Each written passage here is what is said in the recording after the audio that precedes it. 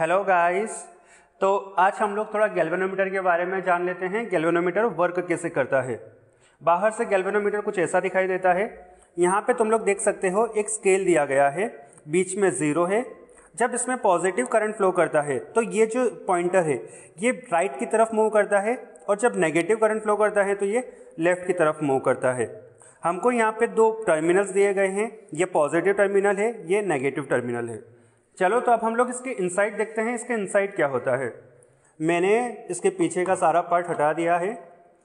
अब आप लोग बहुत ही क्लियरली सारी चीज़ें देख सकते हो। ये मेरे लिए पॉजिटिव टर्मिनल है जो कि कनेक्ट हो रखा है इस वाले एंड से, और ये वाला नेगेटिव टर्मिनल है वो अंदर की तरफ कॉइल से कनेक्टेड है। अब इसके अंदर अगर आप ध्यान से देखें तो ये वाला जो पार्ट है मेटेलिक पार्ट तुमको जो दिख रहा है, ये मेरे पास है एक मैग्नेट। ये इसका नॉर्थ पोल है और अपोजिट साइड में इसका साउथ पोल है। बीच में तुम लोग देख सकते हो तुमको कॉपर के जैसा कोई रिंग दिखाई दे रहा है, जिसको मैं फिलहाल डिस्प्लेस करने की कोशिश करता हूँ। ये तुमको किसी का मूवमेंट दिखाई दे रहा होगा। ये वाली जो रिंग है यही है मेरे लिए वो कॉइल और वो लूप जिसके थ्रू करंट फ्लो करता है, और हमारा जो गैल्वेनोमीटर है वो डिफ्लेक्शन शो करता है कुछ इस तरीके से। ओके, ये था मेरा गैल्वेनोमीटर का इनसाइड का पार्ट। अब हम लोग इसकी थ्योरी समझते हैं किस तरीके से ये वर्क करता है। जैसा कि अभी हमने गैल्वेनोमीटर के इनसाइड देखा, इनसाइड क्या था, एक मैग्नेट रखी हुई थी, इसका ये नॉर्थ पोल, दूसरी साइड मैग्नेट का साउथ पोल। इन दोनों के बीच में एक लूप रखा हुआ था। इस लूप में एक वायर से कुछ करंट फ्लो हो रहा था, और आपने देखा होगा वहां पे बहुत सारे लूप थे। तो मैं नंबर ऑफ टर्न्स को लिख देता हूं n से, और ये जो लूप है इसका कुछ एरिया है a। ओके, अब यहाँ पे एक चीज अपने को जो नहीं दिखी वो है इसके नीचे, इस लूप के नीचे की तरफ एक स्प्रिंग लगाई हुई होती है, और इस स्प्रिंग का कुछ टॉर्शनल कांस्टेंट है जिसको हम लोग रिप्रेजेंट कर रहे हैं K से। अब जब हम लूप को मैग्नेटिक फील्ड में रखते हैं और उसके थ्रू कुछ करंट पास करते हैं तो उस लूप के ऊपर एक टॉर्क लगता है, और टॉर्क कुछ इतना लगता है, torque is equals to NIAB के इक्वल। टॉर्क क्या लगता है, NIAB। N है मेरे नंबर ऑफ टर्न्स, I है current, A area and B is magnetic field. अब क्या होगा, ये लूप मेरा ऐसे मुड़ना चाहेगा, ऐसे घूमना चाहेगा, टॉर्क लगेगा तो ये घूमना चाहेगा। जब ये ऐसे घूमेगा तो ये स्प्रिंग क्या करेगी, इसके मोशन को अपोज करेगी। इनिशियली टॉर्क लूप का ये वाला जो टॉर्क है, ये वाला टॉर्क ज्यादा होगा तो स्प्रिंग लूप ऐसे घूमेगा। ओके, उस टाइम पे स्प्रिंग इसको अपोज करेगा तो स्प्रिंग खुद एक टॉर्क लगाएगा, वो लगाएगा K इंटू थीटा के इक्वल। कितना लगाएगा, K इंटू थीटा के इक्वल। थीटा क्या है, जैसा जितना लूप घूमेगा वो एंगल मेरे लिए क्या है यहाँ पे थीटा। क्लियर है ये बात। जब ये वाला टॉर्क और ये वाला टॉर्क ड्यू टू स्प्रिंग और torque due to magnetic field equal हो जाएंगे, उस टाइम पे लूप ऐसे घूमना बंद कर देगा और अपने को रीडिंग मिलेगा अमीटर के थ्रू और गैल्वेनोमीटर के through. So when tau S is equals to tau, ये लूप घूमना बंद करेगा और अपने को करंट का वैल्यू देगा। तो tau S is our K into theta is equals to NIAB। मैं यहां से I निकाल सकता हूं। I मुझे क्या मिलेगा, K upon NAB into theta. क्या मिलेगा, K is equals to NAB upon theta.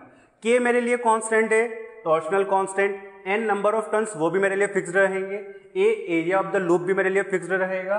B भी मेरे लिए फिक्स्ड रहेगा। मैग्नेटिक फील्ड, मैग्नेट अपने को दिया गया है। तो ये जो सारी की सारी चीजें हैं ये मेरे लिए कांस्टेंट है।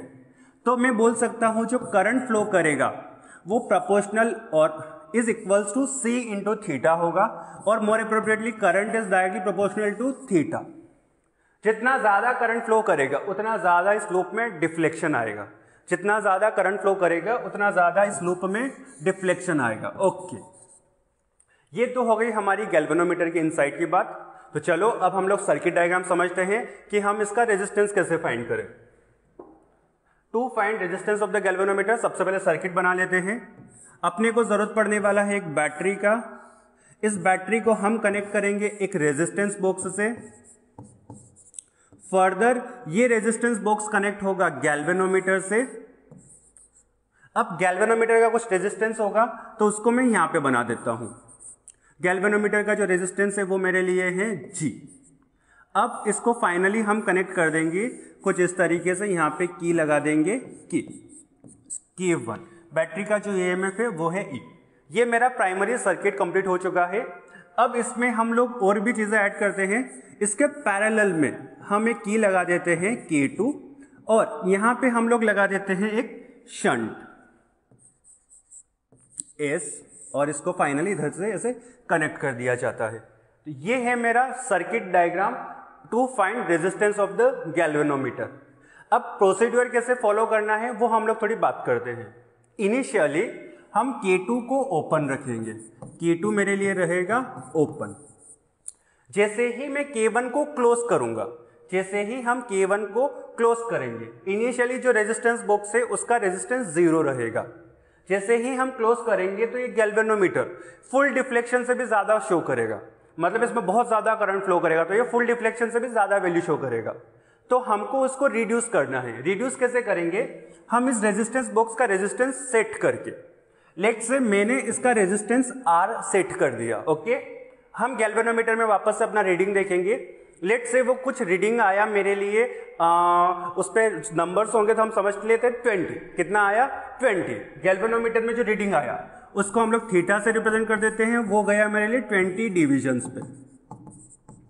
ये सिर्फ समझने के लिए हम लोग नंबर्स ले रहे हैं, ओके। तो अब मैं इस सर्किट में करंट फाइंड कर सकता हूं। E मुझे पता है, बैटरी का जो EMF है हम फॉर्मूला यूज कर सकते हैं, V is equals to I into R। यहां से मुझे I मिलेगा कितना? V bye R। V मेरे लिए है E के इक्वल, और total resistance of the circuit कितना हो जाएगा? वो हो जाएगा R प्लस G, क्योंकि ये तो ओपन है की, तो इसका तो कुछ रेजिस्टेंस हम लोग काउंट ही नहीं करेंगे। तो I will be equal to E upon R plus G। तो ये बनी मेरी इक्वेशन 1। अब हम अभी पिछला जो हमने रिलेशन देखा ये वाला, I is directly proportional to theta, तो मैं यहां से लिख सकता हूं I is equals to C times of theta. तो मैंने यहां पे लिख दिया C times of theta is equals to epsilon upon R plus G। इसको मैंने मोर अप्रोप्रिएटली इक्वेशन 1 नाम दी। अब इसके आगे हम क्या करेंगे? अब मेथड का नाम जैसे आप जानते हो ये हाफ डिफ्लेक्शन मेथड है। अब हम क्या करेंगे? K2 को क्लोज करेंगे और इस शंट को एडजस्ट करेंगे सच दैट जो थीटा है वो 20 डिवीजन का आधा हो जाए, मतलब थीटा कितना हो जाए मेरे लिए? 10 डिविजन्स हो जाए।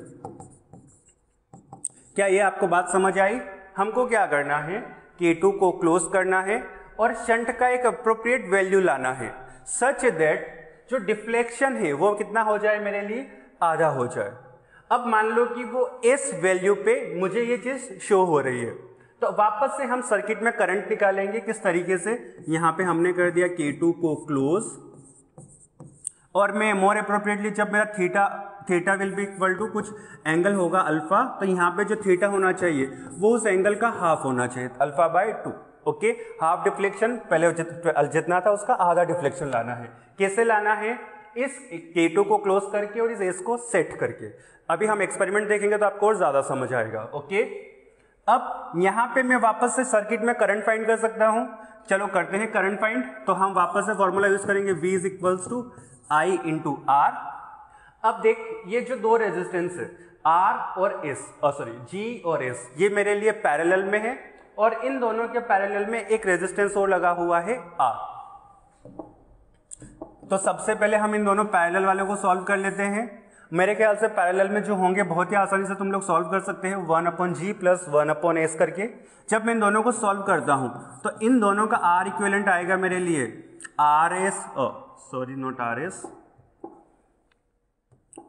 GS upon G plus S। इन दोनों रेजिस्टेंस को हम लोग सॉल्व कर सकते हैं बहुत ही आसानी से, 1/R1 प्लस 1/R2 करके। अब इस सर्किट का जो टोटल रेजिस्टेंस है वो क्या हो गया मेरे लिए? R इक्विवेलेंट प्लस R, और R plus GS upon G plus S। तो हमने वापस ये फॉर्मूला लगाया, V की जगह हमने लिखा E is equals to I into R plus GS upon G plus S। फिर से मैंने यहां से करंट निकाला तो करंट मिला मुझे E upon R plus GS upon G plus S, okay. अब जो मेरा डिफ्लेक्शन है वो किसका कितना हो गया, इसका आधा हो चुका है। अच्छा, यहाँ पे करंट भी अलग होगा, तो मैं इस करंट को कुछ नया नाम दे देता हूँ आई डैश। ओके, अब हम थोड़ा और यहाँ पे समझते हैं। अब एक बात देख, डिफ्लेक्शन मेरा आधा हो चुका है, तो हम वापस से I is equals to C theta वाला फॉर्मूला यूज करते हैं। I is equals to C into theta.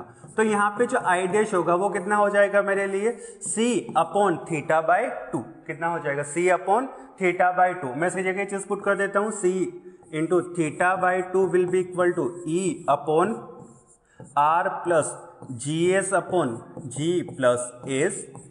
अब यहां से मैं सी थीटा का वैल्यू इक्वेशन 1 से उठा के यहाँ पे सब्स्टिट्यूट कर दूंगा। कितना होगा मेरे लिए, E अपॉन आर प्लस जी। तो इस 2 को मैं इधर की तरफ मल्टीप्लाई कर देता हूं, तो उधर की तरफ मेरे लिए बचेगा E upon R plus G is equals to 2 times of E upon R plus G S upon G plus S. E से E कैंसिल हुआ मेरे लिए, वापस मैं इसको क्रॉस मल्टीप्लाई करूंगा, थोड़ा सॉल्व करूंगा, और मुझे फाइंड जो करना है वो है G। R हमारे लिए रेजिस्टेंस बॉक्स से नॉन होगा, शंट हमने ऐड किया है तो वो भी हमारे लिए नॉन होगा। तो हमको R का वैल्यू पता है, और मैं इसको रेड से टिक करता हूं। हमको R का वैल्यू पता है, S का वैल्यू पता है। इस इक्वेशन में जो अननोन है वो सिर्फ G है। ओके, इस इक्वेशन को हम थोड़ा सिंप्लीफाई करेंगे और फाइनली G का वैल्यू निकालेंगे R इस के टर्म में, क्रॉस मल्टीप्लाई करके निकालेंगे। तो मैं लिख देता हूं, मुझे पता है, मैंने सॉल्व किया था, तो जो मेरा वैल्यू आया G इज इक्वल्स टू होता है R S upon R minus S. जी कितना होता है मेरे लिए, R S upon R minus S. अब R और S मुझे पता रहेगा, उसके हिसाब से मुझे G की डिफरेंट वैल्यूज निकालनी है। बेसिकली हम 3 रीडिंग्स लेंगे इसके लिए और उन तीनों का एवरेज लेंगे। तो ये था हमारा deflection to find resistance of the galvanometer. Okay, पहला वाला पार्ट हमारा कंप्लीट हो चुका है।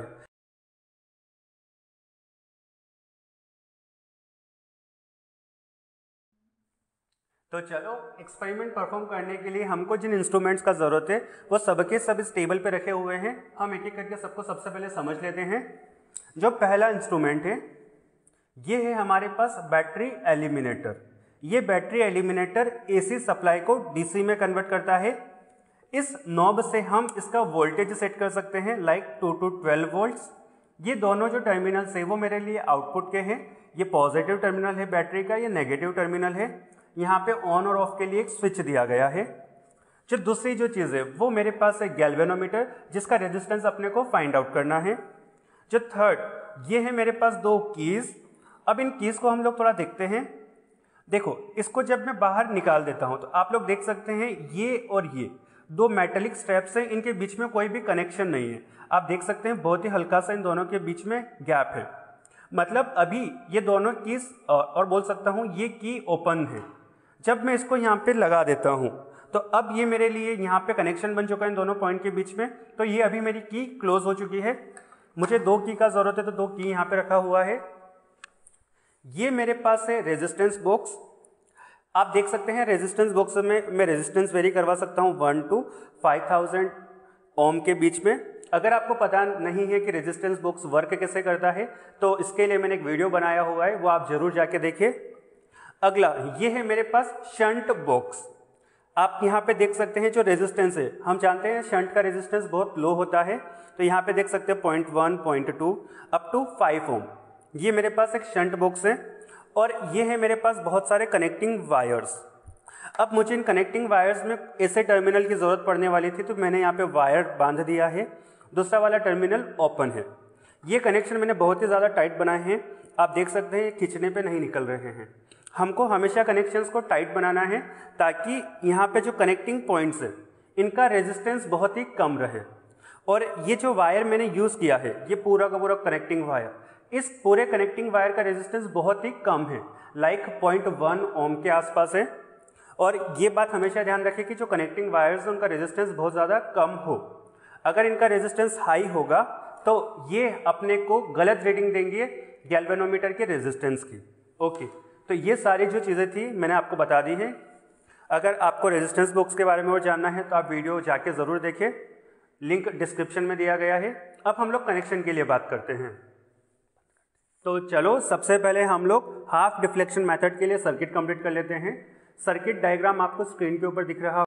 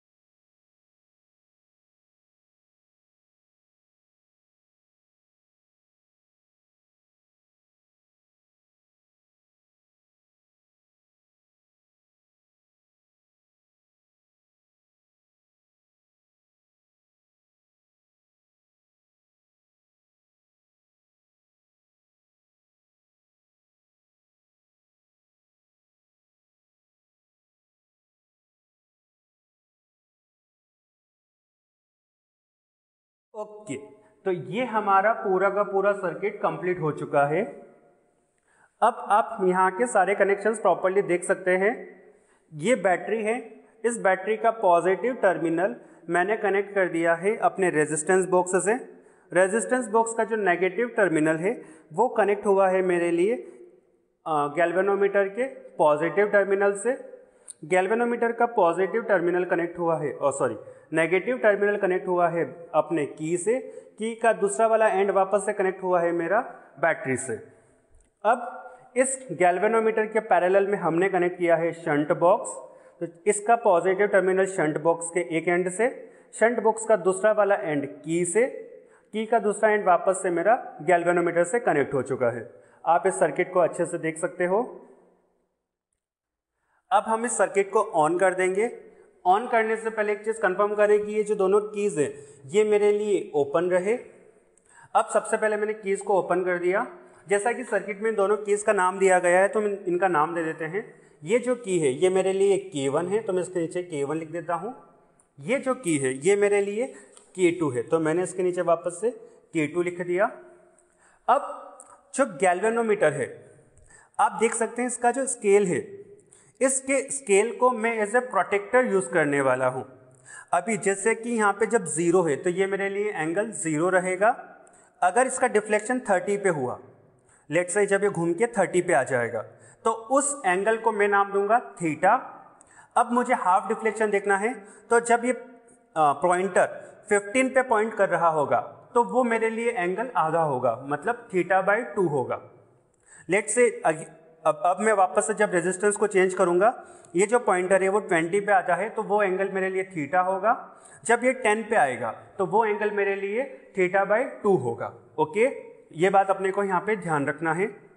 अब जैसा कि अपने को प्रोसीजर में बोला गया है, अपने को सबसे पहले K1 की को क्लोज करना है और K2 को ओपन रखना है।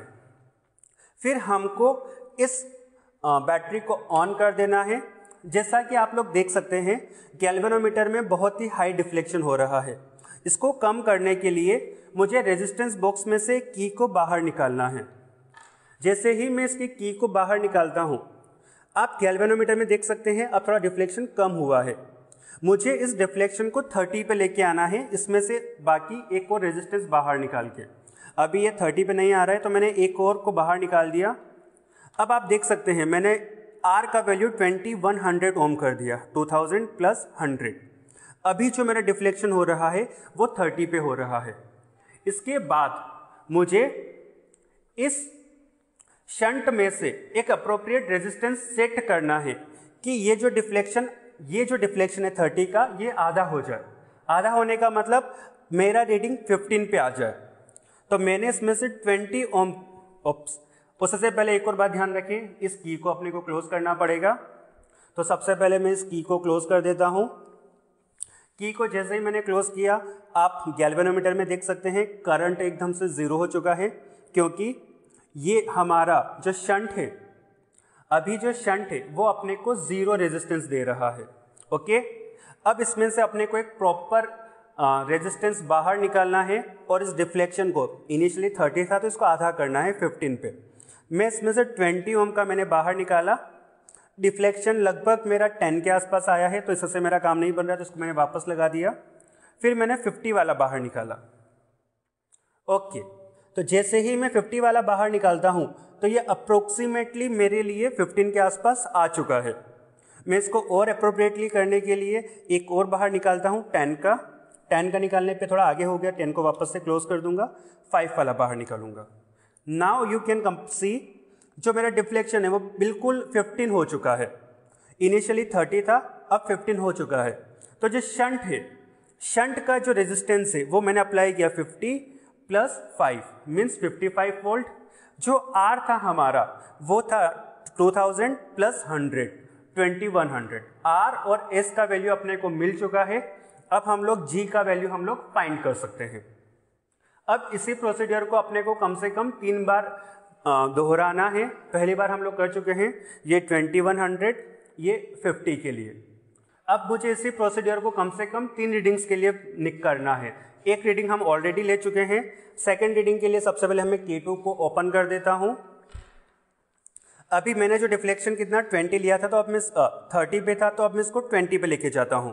20 पे ले जाने के लिए मैंने यहाँ से 2000 ओम का एक और रजिस्टर निकाल दिया है, इसको क्लोज कर दिया। अभी मेरा 20 पे नहीं आया है तो 4000 ज़्यादा हो रहा है, मैं वापस से इस 2000 को क्लोज कर दूंगा, 1000 को बाहर निकालूंगा। ओके, 1000 पे भी नहीं हुआ, 2500 पे थोड़ा ज़्यादा हो गया, 2200। ओके, 2000 प्लस 1000 प्लस 200, और बोल सकता हूँ 3200 पे जो मेरा करंट है वो अभी 20 यूनिट के आसपास हो चुका है। ओके, फिर वापस से मैं इस K2 को क्लोज करूंगा। यहां से मैंने 5 को वापस से पहले वाला सारा क्लोज करना है अपने को। ओके, अब मुझे वापस से अप्रोप्रिएट रेजिस्टेंस निकालना है ताकि जो डिफ्लेक्शन हो वो कितना हो मेरे लिए 10 यूनिट्स।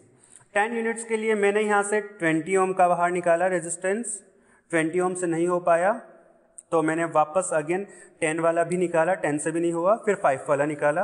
ओके, नहीं हो पा रहा है तो मैं 20 और एक और 20 का निकाल देता हूँ। नाउ 10 या तो 20 20 10, तो मैंने 50 ओम रेजिस्टेंस निकाल दिया। अब मेरा जो डिफ्लेक्शन है वो मेरा 10 पे आ चुका है। तो इनिशियली आर मेरे लिए हो चुका है 32 और एस हो चुका है मेरे लिए 50। इस तरीके से मैंने अपना सेकेंड रीडिंग लिया। वापस से मैं सारी चीज़ों को क्लोज कर दूंगा थर्ड रीडिंग के लिए। हमारी तीनों रीडिंग्स आ चुकी है। हमने तीनों रीडिंग्स के लिए गैल्वेनोमीटर का रेजिस्टेंस फाइंड कर लिया है। अब मुझे इस रेजिस्टेंस का एवरेज लेना है। जैसा कि आप देख सकते हैं स्क्रीन के ऊपर, हमारा गैल्वेनोमीटर का एवरेज लगभग 52 ओम के आसपास आ रहा है। तो ये हमारे लिए गैल्वेनोमीटर का रेजिस्टेंस होगा।